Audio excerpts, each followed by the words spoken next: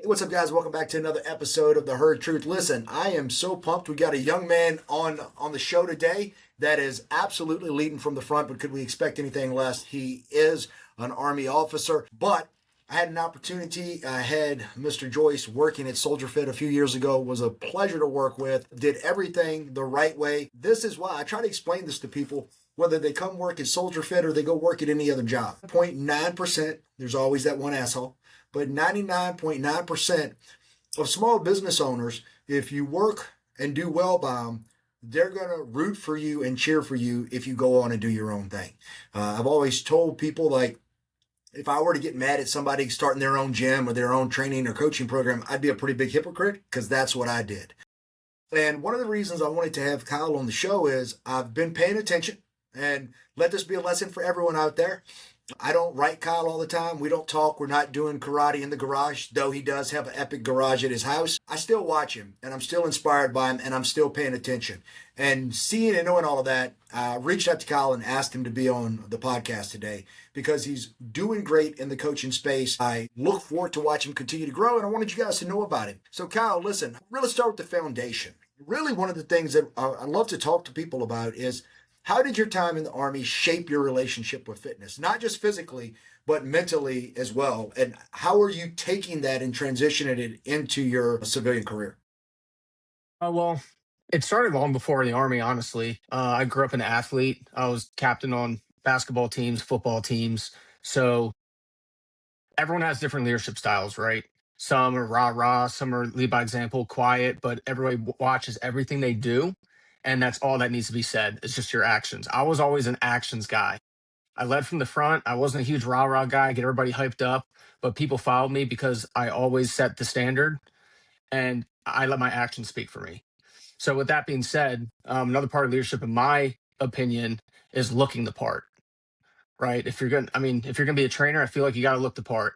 If you're gonna be a captain of football team, you got to look the part. Uniforms got to be good. You got to look like, if you're a lineman, you look like a lineman. If you're a quarterback, there's a, hate to say it, but there's stereotypical physique and look of a quarterback, right? So fitness was always big, leading up into athletics, obviously, and then once I got into the Army, it became even more relevant. Once I decided I want to take the officer career path, first thing every NCO told me, every other officer told me, every retired veteran told me is, you got to lead from the front, you got to be physically fit, and yeah, that's really it. So I took that to heart. And in college, when I joined RTC, is really when it stood out. Like I said, I played football and basketball my whole life.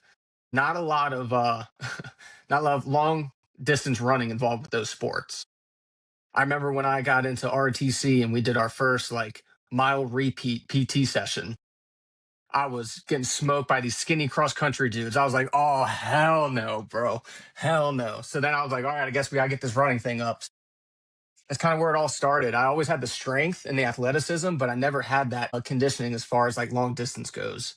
So that's where it really started for me, is like, all right, I need to learn different ways to shape my body and shape my conditioning that now fits with what I want to do with my career. You bring up the officer side of the house, and you talked about how all the NCOs, that the wisdom they had shared with you. Now, for people that aren't in the military, maybe they don't understand this dynamic, in that as a young lieutenant, you're coming in, right? And you're now in position. You know, they talk about being in the military, you can be senior by role, by position, but you're coming in as a young 20 something year old man, fresh out of college. You're placed in charge of a platoon, but you have, old by Army standards, an old platoon sergeant. You've got first sergeants, you've got sergeant majors in the military that technically you outrank, that salute you. But there is this leadership dynamic where it's your platoon, but I've watched so many young officers come in and just completely bone this up because they thought only about the rank, only about the position versus the experience. How did learning to navigate that, where, hey, I am responsible for everything that these men do and fail to do?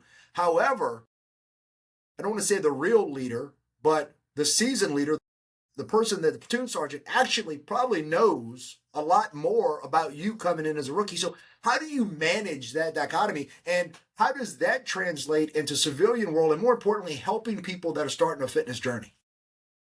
Yeah. So It's such an interesting scenario, right? Like most people aren't in charge of a business or in charge of a company.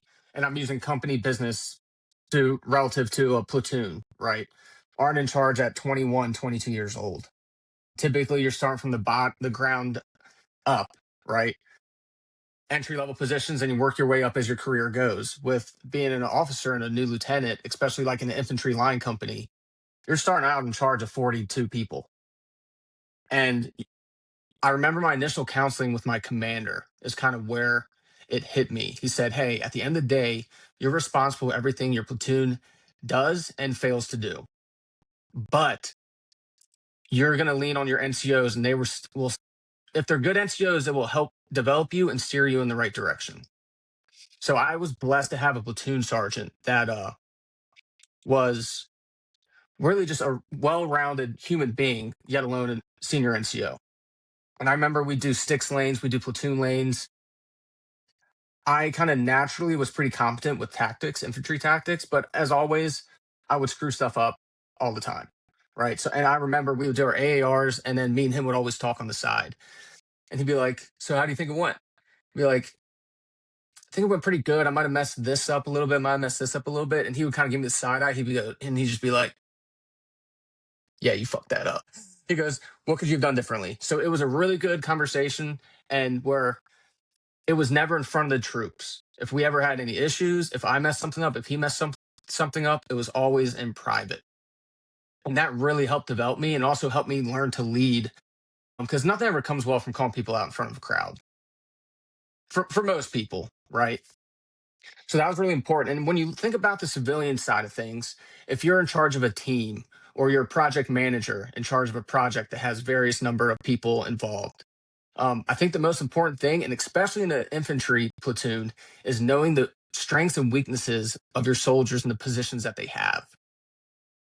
So if you know somebody's good at this and their strengths, and someone maybe have weaknesses in a different area, you need to know how to implement them where not only they have the best chance of success, but also that team, that squad, and then that platoon. Question for you: are you still in, or have you transitioned out completely yet? So I just came off active duty and I am now back in the National Guard. So I'm 12 years in, so I just took company command in the National Guard. Awesome, congratulations. Yeah. Thank you. So, a question for you, and actually, I was going to frame this a little different if you were out totally, but I've seen, everyone's seen, right? A lot of the National Guard people that, they unfortunately, derogatory name, nasty guard, right? They don't take care of themselves. They don't stay in shape. And we also see this happen with a lot of men that were kind of have your background, where they were Hmm. athletes in high school or college, and they were in great shape. And then, as the excuse of life, or they've gotten old, whatever it is, they let themselves get out of shape, pretty poorly out of shape. And so, where is it in your mind that men are missing the standard? Where did they get it completely wrong about their health and fitness that allows so many of these guys to go off the rails into the deep end and find themselves out of shape, unmotivated, and basically degrading? Yeah, I kind of sit on a fence with this one because in a way I have empathy, in a way, and then on the other side I'm like, no excuses, right? Like you can't let that happen. But I think you see it as men kind of get into their late 20s, into their 30s, you kind of tend to see that drop off, right? And I don't blame it on genetics. I don't blame it on, oh, you're just getting older. I think everything comes down to discipline and the standards you have for yourself. So yeah, sorry, go ahead. No, I was going to ask you, but why do you think those standards slip? Like, why would somebody, in your opinion, right? Let's just take the military out of it. Let's just look at that guy that was an athlete.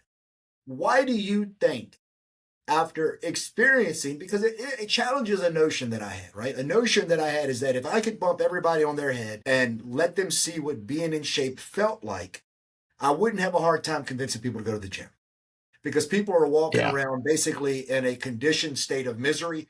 They don't even realize how bad they feel. They feel horrible, but it's their standard state, so they don't understand they feel better. But for the people that were athletes, that's not true. They know what better felt like, and they let themselves go. So, what do you think leads to that slip in standard? I think it comes down to priorities, current priorities in life. right? And I think, and this is the more empathy side of me and kind of how I can understand what happens.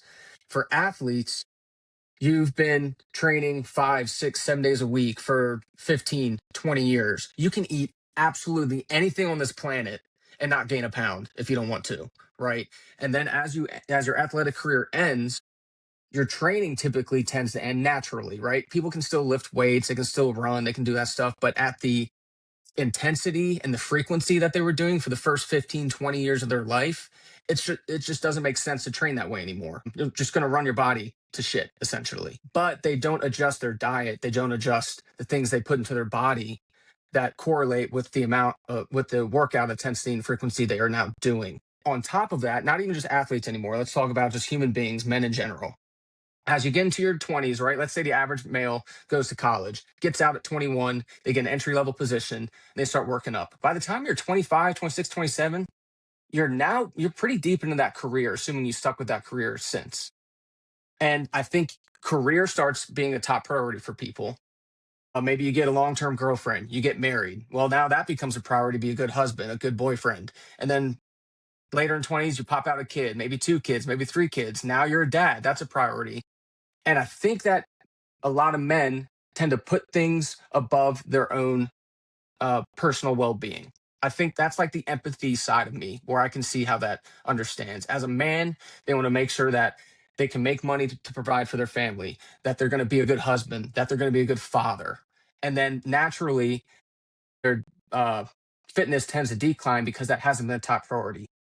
Now, I think it should be the inverse. If you can't take care of yourself, how are you going to be the best person for everyone else you're trying to take care of? And I think that's where that mindset needs to switch. Where, all right, I've been doing, maybe I'm 30 years old and I've let myself go. Why did I let myself go? Trying to be a good dad, father. I'm knee deep in a career. Well, that mind shift needs to change where I need to be the best version of myself so I can be the best project manager, father, husband. Does that make sense? Yeah. So I'm actually put you a little bit on the spot, right? Yeah, yeah. So, you talked about earlier when you were an athlete playing football and basketball, you felt like you had to look the part. And then we get into the military. And, part of, I never looked at an OER, but I'm pretty sure it's probably a similar bullet on the NCOER, right? There was, you have to present a neat, well groomed, fit, trim military appearance.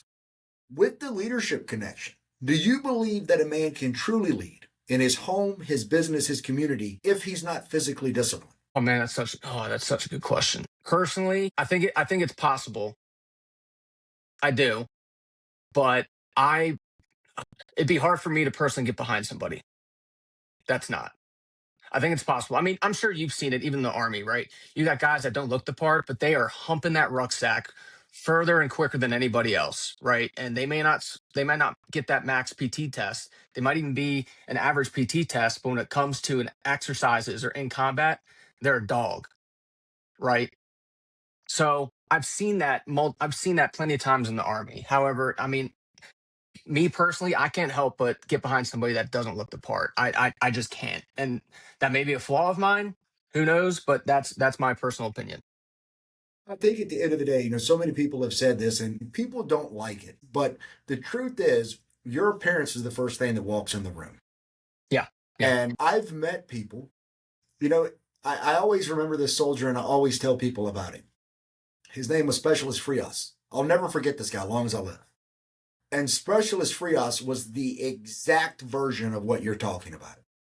Frias was an absolute dog. He was a savage. He could outrun everybody in the platoon. He could road march your dick in the dirt. But if he took his shirt off, he looked like he was getting ready to milk a litter of puppies.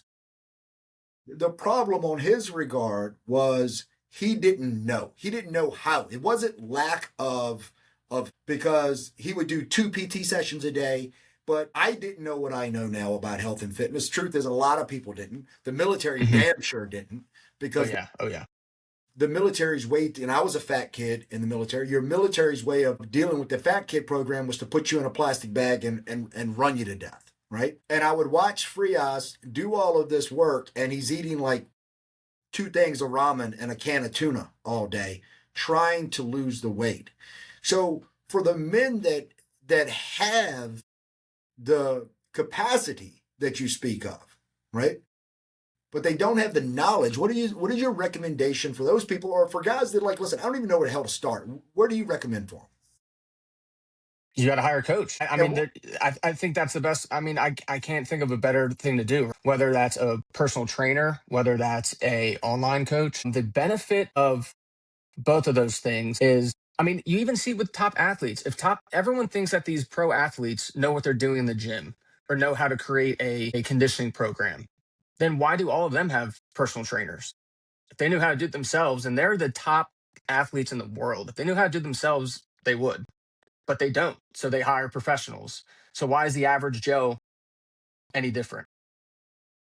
what would you say to people that feel like, all right, you talk about all these responsibilities, and you have these guys and girls out there that, well, I can't afford a coach, or I can't afford a gym membership, or I can't afford to eat healthy. When you're talking to somebody, they're sitting down in front of you, like, how do you address that concern? At the end of the day, it's about what's important to them, right? If people find something important, they're going to pay for it, right? People are drinking coffee, two, three, 4 cups of coffee a day, right? Spending $20 to $30 a coffee a day. When you look at, you have differences between personal training, online coaching.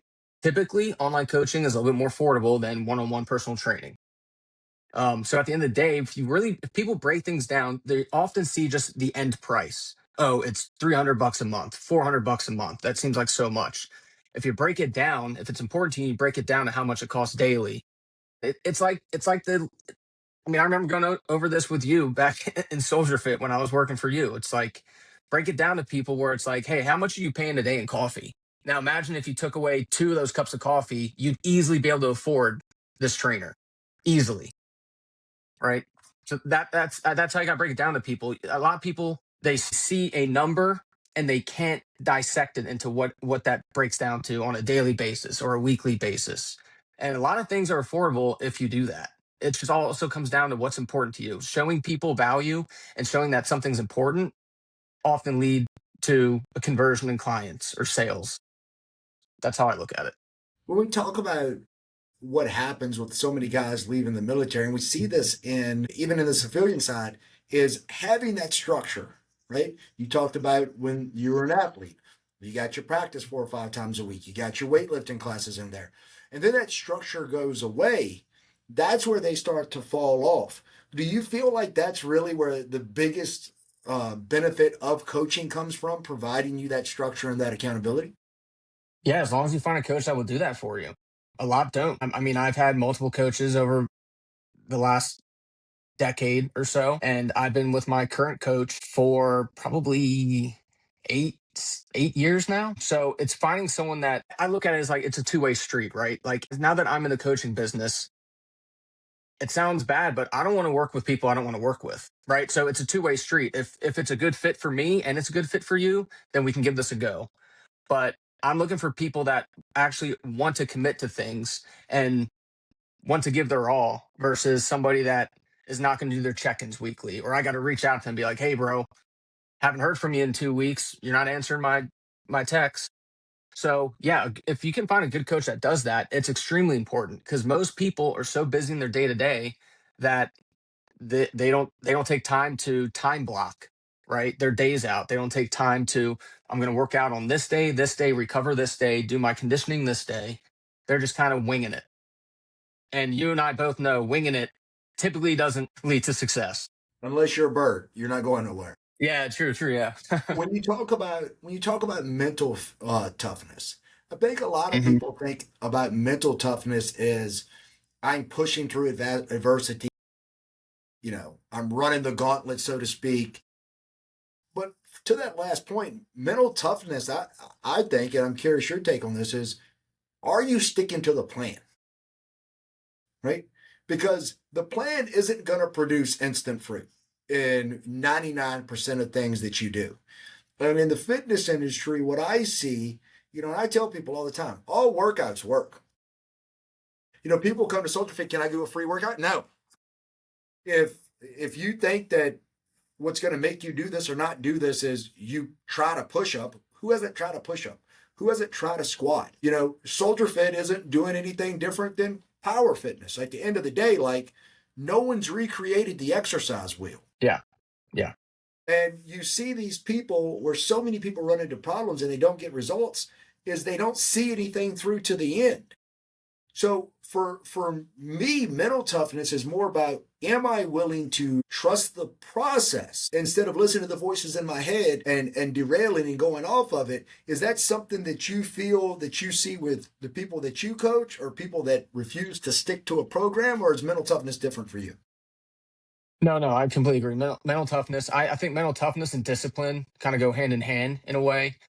I think that discipline is by far one of the probably the most important um, characteristic one can have. A strong discipline, strong mindset. Right. I was actually talking. Me and my friends were just like shooting the shit the other day, and we were talking like, all right, if when you have a kid, what's the one thing that you hope that they have, like the one characteristic they have? And I said discipline. That was my number one. I want them to develop and be a disciplined human being. Because at the end of the day, everyone talks about motivation, this, motivating that. Well, guess what? For even you and I, motivation dies off.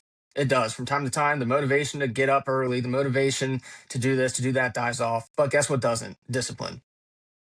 Discipline Well, doesn't. If you've done it right, discipline will get you further than motivation will every day. well, I tell people all the time, folks will come in and say they struggle with motivation. No, you don't. Everybody on planet Earth is motivated. If we went, I know you're a big Ravens fan, right? But Yep. if we went to Lamar Jackson, who's arguably MVP of the league every year, if we go to him and say, "Hey, would you like to be faster?" Even though he's known as one of the fastest quarterbacks of all time, one of the best running quarterbacks of all time, would you like to be faster? His answer is yes. He's not going to go, "Nope, I'm fat. I'm good. Don't give me an extra ounce of speed." Everyone's motivated for more. The problem is, will you do the work? And so let's just say that you're talking to those men out there. There's a guy listening to the podcast right now, and he wants to make that jump from motivation to discipline. What advice are you giving that guy? For me, I tell everybody the way, and I'm not sure if you're still using Trainer Eyes. Do you guys still Yep. use Trainer Eyes? Okay, Yep. I use Trainer Eyes as well. Big fan of it. You can build habits, you can build daily tasks, and I think that's one thing that's huge is having a daily task list, right? Where you can wake up every day and these are the things I must accomplish today. And you get that feedback when you do it. You click that button and it checks it off or turns it green. So from for a lot of men, when we're talking about making that a shift from motivation to disciplined, right? It's do this every day. Give it a week, give it 2 weeks, and watch how your mindset changes. Watch how your habits change from, oh, I have to do this to I'm doing this. And people think that it's a long term thing. It isn't. It really isn't, Danny. Doing something every single day, routinely, for a very short amount of time can build discipline. It will build discipline, especially if you haven't been doing that in the past. So it's simply like you said, trusting the process, digging in and doing this every single day. Give me a week, give me 2 weeks, and watch how your energy levels come up from drinking enough water, from increasing your calories, from getting a workout in 3 days a week, right? And then maybe after a couple weeks, we bump it up to 4 days a week, depending on how their body reacts. But it's small changes. I have a client right now that's like, I don't have time. I can maybe do 2 workouts a week. I said, all right, fine. I'm building you 2 workouts a week, but you have to do them. You got to drink your water, like baby steps. Drink your water and hit these workouts. And then after 2 weeks, boom, he's like, I'm ready for a third. Cool, I'll build you a third workout. And then we'll build in off of that. So it really comes down to just getting people to buy in. And that's not easy. It's not. But getting people to buy in and actually do the work for a week straight, that's fantastic. Now let's work on 2 weeks straight. But you got to take small bites at first, in my opinion. You can't just dump an entire brand new plan on people right away, on some people, especially those trying to make that shift. It's small bits. Hey, let's get a couple wins early on and build off of those wins. Awesome. So last question we'll close out with, what are 3 to 5 in that vein, right? And looking for really these guys that are in their 30s, 40s, 50s plus that want to develop long-term sustainable outcomes. What are 3 to 5 non-negotiables that every man has to lock in if he wants to be able to eventually perform at a high level? Lift weights, number one. Lift weights. You can look at all the studies. You can look at everything that's been put out. As far as longevity goes, lifting weights, training heavy is king. On top of that, conditioning is important as well. Everyone forgets that your heart is a muscle. So you got to train that heart. Vigorous cardio, whether it's sprints, hill sprints, Tabata type stuff, very crucial. And then you got to lock in your diet, right? I'm not a fan of just having a strict diet. I got to eat clean 100% because guess what? Even I'm going to fall off if I try and eat clean every meal of the day, every day of the week. 80-20 rule, right? Eat 80% whole foods, 80% clean, and give yourself a grace period. Give yourself a grace meal each day where you're not going overboard, but you're eating a little bit more flexible, right? Much more attainable. And then recovery. A lot of people think I got to get back in shape. I'm going to work out every single day this week. I'm going to run every day. I'm going to do this. And guess what? You're doing more harm than good, especially as we get older. I'm finding that out as well. Like I used to work out 6 days a week. As of about 2 years ago, I've come back to 4. And I found that that's the perfect window for me. 4 days of workouts, 3 days of recovery, 2 active recovery, 1 where I do nothing. I do nothing workout wise or strenuous. So I'd say it's that. It's lifting weights, conditioning, but the right kind of conditioning, diet, flexible diet, 80-20 rule, and recovery, whether that's sleep, active recovery, going on walks. People forget that, like going out and playing catch with your son, that's activity. Like people don't look at it like it is, but it is. And that's like the perfect activity day. For a lot of my clients, I do a choose your own adventure active recovery day, whether they want to go on a hike or they want to go on a walk with their kids or go play a basketball game or shoot hoops with their kids. Those are the main, I'd say those are the 4 things I would say are most important as far as building up or trying to make a new change in your fitness and overall well-being. Awesome. Well, man, I appreciate you taking time to jump on with us. If people want to find you, what's the best way for them to look you up?